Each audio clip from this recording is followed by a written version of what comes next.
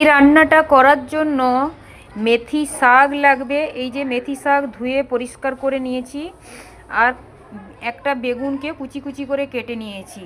রান্না করব মেথি বেগুন। দেখুন কিভাবে রেসিপিটি রান্না করছি, অবশ্যই ভালো লাগবে। আর যে কখনো ট্রাই করেননি অবশ্যই ট্রাই করবেন, আর যে রান্না করে খেয়েছেন সেও একটা কমেন্ট করে জানাবেন। এবার বেগুনটার উপরে হলুদ পাউডার, কিছুটা লঙ্কা পাউডার, লবণ দিয়ে সুন্দর করে মেখে নিয়েছি। এবার ভাজা করে নেব। কড়াইয়ের মধ্যে সরিষা তেল দিয়েছি। কড়াইটা এমন লাগছে কারণ আগে বেগুন ভাজা করেছিলাম।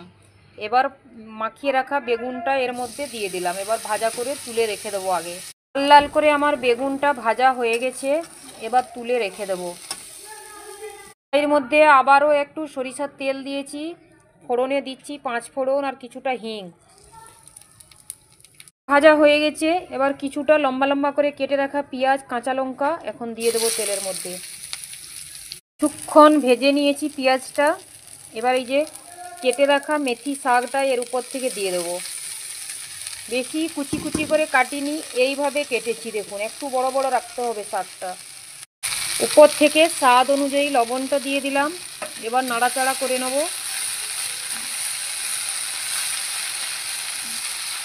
শাকটা সিদ্ধ হতে হতে ততক্ষণে একটা মশলা রেডি করে নেব। এই যে রসুন নিয়েছি, দুটো শুকনো লঙ্কা হামাদিস্তার মধ্যে দিয়ে থেতো করে নেব। থেতো করে নিলে ফ্লেভারটা বেশি ভালো আসে।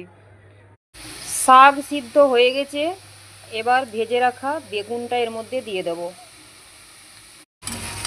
এবার মিক্স করে নিয়েছি, নামিয়ে রেখে দেবো। দিয়ে আবার একটা তড়কা দিব। প্লেটের মধ্যে নামিয়ে রেখে দিয়েছি শাকটাকে। আবারও কড়াইয়ের মধ্যে সরিষা তেল দিয়েছি। একটু লবণ কম লাগছিল তাই লবণটা দিয়েছি। এবারে থেতো করে রাখা রসুন আর লঙ্কাটা দিয়ে দেবো এর মধ্যে।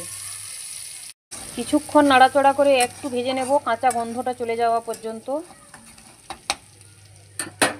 এই যে ভাজা হয়ে গেছে, এবার শাকটা এর মধ্যে আবার ঢেলে দেবো। সুন্দর করে এবার মিক্স করে নেব। সুন্দরভাবে আমার শাকটা ভাজা ভাজা হয়ে গেছে। এই যে দেখুন পুরো কড়াই থেকে ছেড়ে আসছে। রসুনটা অবশ্যই দেওয়ার চেষ্টা করবেন, রসুন না দিলে শাকের টেস্ট বাড়ে না। এই একটা তরকারি দিয়েই ভাত পুরো খাওয়া হয়ে যাবে, অসম্ভব টেস্টি হয় বন্ধুরা, কি বলবো। একবার হলেও এইভাবে বেগুন দিয়ে মেথি শাক রান্না করে দেখবেন, দারুণ দারুণ টেস্টি হয়, অসম্ভব সুন্দর। দেখুন কতটা লোভনীয় লাগছে তরকারিটা, অসম্ভব টেস্টি।